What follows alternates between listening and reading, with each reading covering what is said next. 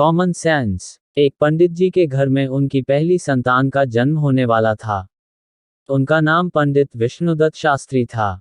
पंडित जी ज्योतिष के प्रकांड विद्वान थे और उन्होंने दाई से कह रखा था कि जैसे ही बालक का जन्म हो नींबू प्रसूति कक्ष से बाहर लुढ़का देना।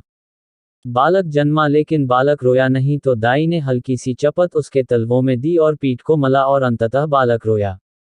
दाई ने नींबू बाहर लुढ़काया और बच्चे की नाल आदि काटने की प्रक्रिया में व्यस्त हो गई।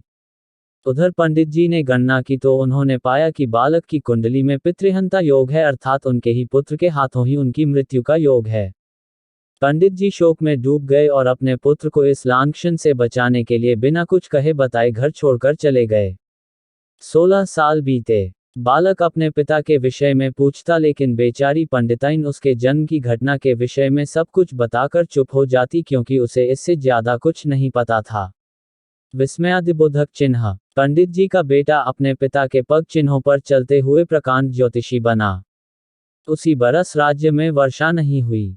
राजा ने डंडी पिटवाई, जो भी वर्षा के विषय में सही भविष्यवाणी करेगा उसे मुमांगा इनाम मिलेगा, लेकिन गलत साबित हुई तो उसे मृत्युदंड मिलेगा। बालक ने गणना की और निकल पड़ा। लेकिन जब वह राजदरबार में पहुंचा तो देखा एक वृद्ध ज्योतिषी पहले ही आसन जमाए बैठे हैं। राजन, आज संध्या काल में ठीक 4 बजे वर्षा होगी, वृद्ध ज्योतिषी ने कहा। बालक ने अपनी गणना से मिलान किया और आगे आकर बोला, महाराज मैं भी कुछ कहना चाहूंगा। राजा ने अनुमति दे दी। राजन, वर्षा आज ही होगी लेकिन 4 बजे नहीं बल्कि 4 बजे के कुछ पलों के बाद होगी। वृद्ध ज्योतिषी का मुंह अपमान से लाल हो गया और उन्होंने दूसरी भविष्यवाणी भी कर डाली। महाराज, वर्षा के साथ ओले भी गिरेंगे और ओले 50 ग्राम के होंगे। बालक ने फिर गणना की। महाराज, ओले गिरेंगे लेकिन कोई भी ओला 45 से 48 ग्राम से ज्यादा का नहीं होगा। अब बात ठन चुकी थी। लोग बड़ी उत्सुकता से शाम का इंतजार करने लगे। 3:30 तक आसमान पर बादल का एक कतरा नहीं था, लेकिन अगले 20 मिनट में क्षितिज से मानो बादलों की सेना उमड़ पड़ी। अंधेरा सा छा गया। बिजली कड़कने लगी लेकिन 4 बजने पर भी पानी की एक बूंद न गिरी। लेकिन जैसे ही 4:02 हुए धरासार वर्षा होने लगी। वृद्ध ज्योतिषी ने सिर झुका लिया। आधे घंटे की बारिश के बाद ओले गिरने शुरू हुए। राजा ने ओले मंगवाकर तुलवाए। कोई भी ओला 50 ग्राम का नहीं निकला।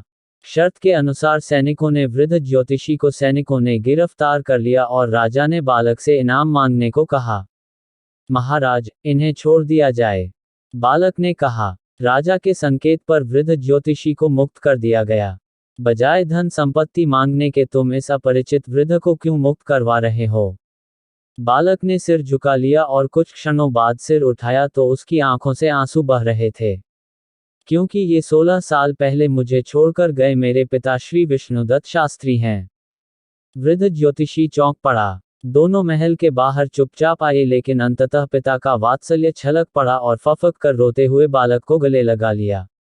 आखिर तुझे कैसे पता लगा कि मैं ही तेरा पिता विष्णुदत्त हूँ?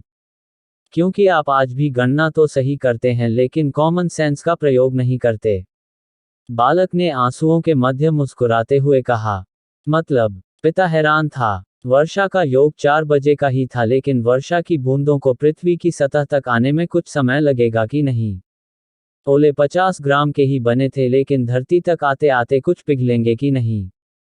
और दाई माँ बालक को जन्म लेते ही नींबू थोड़े फेंक देगी, उसे कुछ समय बालक को संभालने में लगेगा कि नहीं? और उस समय में ग्रह संयोग बदल भी तो सकते हैं और पितृहंता योग पितृरक्षक योग में भी तो बदल सकता है न?